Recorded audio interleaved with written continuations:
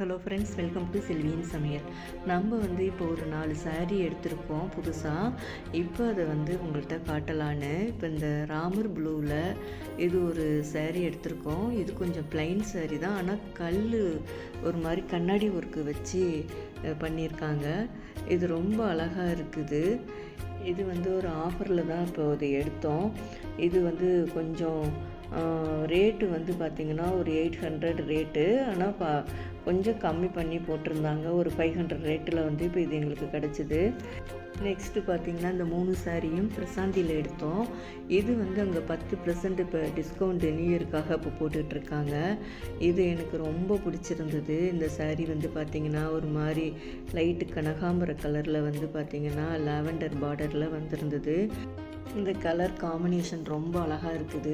நம்ம கட்டினாலும் ரொம்ப நல்லாயிருக்கும். இப்போது நெக்ஸ்ட்டு எங்களுக்கு வெட்டிங் டே வருது. எப்படியும் பட்டு எடுப்பாங்க. அது கோயிலுக்கு போக்குள்ளார கட்டிட்டு திரும்ப மறுபடியும் இதை கட்டிக்கலாம் அப்படிங்கிற ஒரு ஐடியாவில் இப்போ இதை நான் எடுத்திருக்கேன். இதுக்கு பார்த்திங்கன்னா முந்தானையும் பார்த்திங்கன்னா லாவெண்டர் கலர் தான் வருது. இது ப்ளவுஸ் பார்த்திங்கனாக்கா லைட்டு இந்த கனகாம்பர கலரில் வருது. சாரீ ரொம்ப நல்லா இருந்தது. அதனால் எனக்கு ரொம்ப பிடிச்சி போய் தான் இந்த சாரீ இப்போ நான் எடுத்தேன். இதுக்கு அடுத்தது பார்த்திங்கன்னா ஒரு கரும்பச்சையில், அதுவும் பார்த்திங்கன்னா ஒரு 1300 ரேஞ்சில் தான் இந்த சாரீ எடுத்தது. இந்த சாரியும் நெக்ஸ்ட்டு சாரியும் அதேமாரி தான் எடுத்திருந்தோம். எல்லாமே 10% இப்போ ஆஃபரில் போட்டிருக்காங்க. சாரீஸ் கலெக்ஷன்ஸ்லாம் நல்லா இருக்குது. அதேமாரி இதுவும் முந்தானையெல்லாம் இந்தமாரி கொடுத்துருக்காங்க. ஒரு பட்டுப்புடவை மாதிரியே இருக்குது நமக்கு. இது ப்ளைனில் இதுக்கு ப்ளவுஸ் வருது.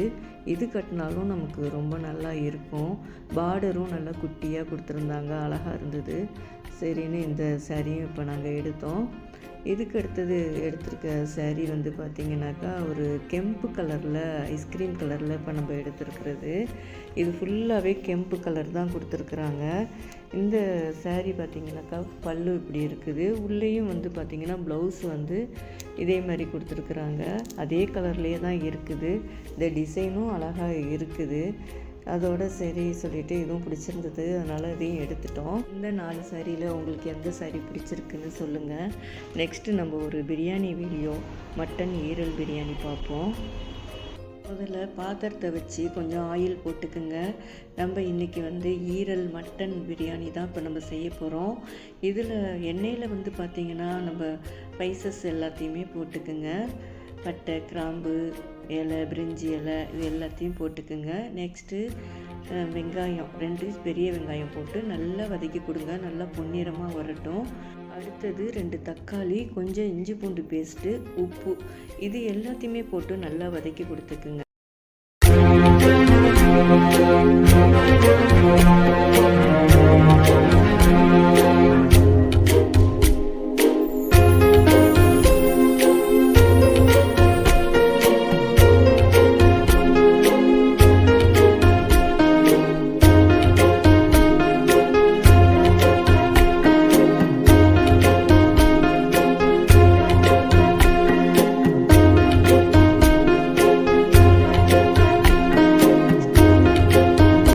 ஈரலை மஞ்சத்தூள், உப்பு இதெல்லாம் போட்டு நல்லா வாஷ் பண்ணிவிட்டு, அப்புறம் வேக வைக்கக்குள்ளாரையும் கொஞ்சம் இஞ்சி பூண்டு பேஸ்ட்டு, கொஞ்சம் மஞ்சத்தூள் போட்டு ஒரு 5-6 விசில் விட்டு இதை நல்லா வேக வச்சு எடுத்து வச்சுருக்கணும். இப்போ அந்த ஈரலை இப்போ நம்ம இதில் கலந்துக்கலாம். அப்புறம் சக்தி பிரியாணி பவுடர் தான் இப்போ நான் எப்போயுமே போடுவேன். இப்போ அந்த பிரியாணி காரம் உங்களுக்கு எவ்வளவு தேவையோ, கூட வேணுன்னா கூட போட்டுக்குங்க, இல்லைன்னா கம்மியாக வேணுன்னா கொஞ்சம் கம்மியாக போட்டுக்குங்க. இதை எல்லாத்தையுமே போட்டு நல்லா வதக்கி கொடுங்க.